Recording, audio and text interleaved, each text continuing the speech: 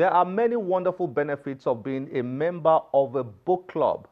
A book club can help you develop a reading culture, meet interesting people, learn, relax, have fun, and even enjoy good food. But what exactly is a book club? God has blessed this man. A book club is a reading group usually consisting of a number of people who read and talk about books based on a topic or an agreed-upon reading list. Book clubs usually choose a specific book for members to read and discuss at the same time. Many book clubs meet on a regular basis at an agreed location. Most meet monthly or every 2 months in order to give members time to read the selected book. The agreed location for the book club can be at home, a school, an office, a restaurant, a garden, a church or a mosque, a recreation center, and anywhere else deemed comfortable and convenient. There are even online book clubs these days. A book club can focus on specific genres or can have a broad approach to selecting books.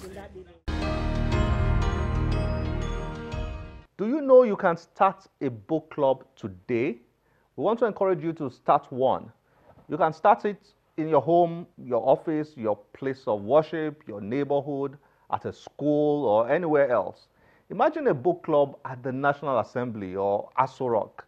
Imagine starting a book club for street children. There can be book clubs for women, men, children, or teenagers. Join our hashtag Start a Book Club on our Twitter handle as we begin a campaign for book clubs. If you start a book club, notify and send us your details through any of our social media platforms displayed on your screen. Here's what you can enjoy if you do so. We can advise you on how to improve your book club, recommend books and authors to you, add you into our network of book clubs, writers, publishers, and other participants in the book sector, add you to our WhatsApp group for book clubs to share experiences, connect you to bookshops that can offer you discounts on books, share your tweets, Facebook posts, and Instagram photos, post selected interesting photos on this show occasionally. Every quarter, we will attend one very special event organized by a selected book club. Keep you informed about special events like book fairs, book festivals, book parties, special sales, offers on books, book signings, and book reading events. And annually, we'll nominate outstanding book clubs as the book clubs of the year. One book club we have followed for some time is the I Am Dynamite book club. It was started by radio and TV broadcaster Titi Onyinson. The book club recently moved out of their comfort zone of sharing and discussing books to organizing a small yet exciting book fair in Lagos. We were there. Something for them to do. Small size but maximized, relevant and found useful by participants. That's a good way to describe this book, fair but put together by I Am Dynamite Book Club. Anyone have any questions so far?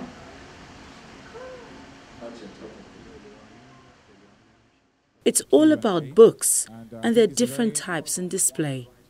Writers, booksellers and promoters are there to introduce their books. Okay, what I do basically is that I work with children. I help them develop the creative edge. The 2 books I have here is also written, targeted at children. The first one is titled The Girl Who Wanted a Lion for a Pet. The essence of that book is it teaches children to set goals. One of the things we do is that most times we set goals most assuredly at the beginning of the year.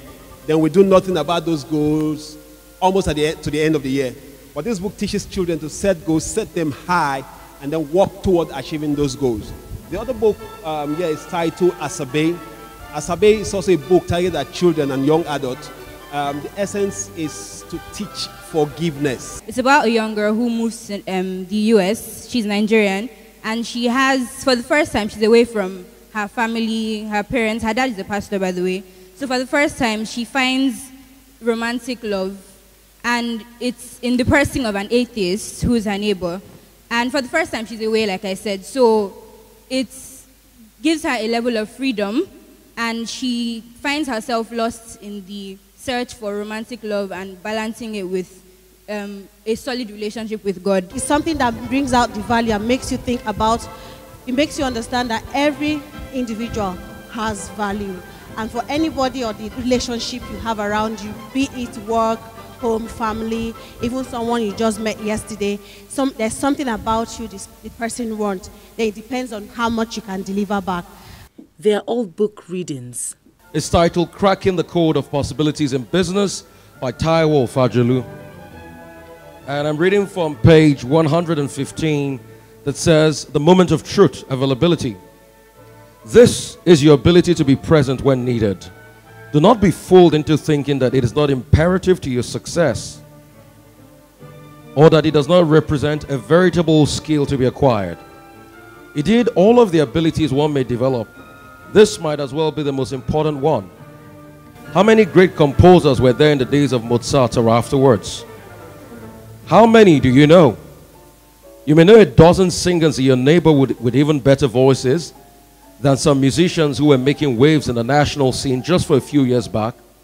Yet no one of them is available to music-loving Nigerians. In other words, their music ability is no ability without presence. And this is the same in every area of human enterprise.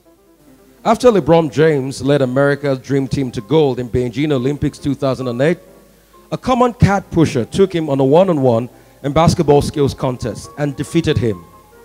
He had more ability than LeBron, so to speak, but LeBron had availability. You need to develop your availability. You need to know how to show up at the right time. You need to learn how to volunteer for the dirty job, not because you are the dog, but because you are developing your availability. And authors respond to questions. You know, if you ever know who Karl Marx was, Karl Marx changed the dynamics of the Soviet Union. And it's like a one-man army, because he was chased from his world to another world, or they found a friend in Engel. Yeah. And he stood 20 years in the British Library to produce 2 books, The Manifesto and The Capital. And that was what Lenin picked that make Russia of today that powerful that if America want to take a decision, we always look back and say, what is Russia talking about this? From simply sharing and discussing books to organizing a book fair, a book club started by Titi Onyesan seemed to be growing bigger and helping to realize her goals and dreams. For Nigeria, I think we do need to shine a light on this particular sector, because I do believe that it's something that is even easier to export than music. It's more important to export than movies. It is the intellect of the Nigerian that is on display here. It is how wise and how smart and how developed we actually are that we'll be showcasing. There are some messages in the pages of these books that could help many people around the world shape a revolution, change their lives, improve on themselves and their countries.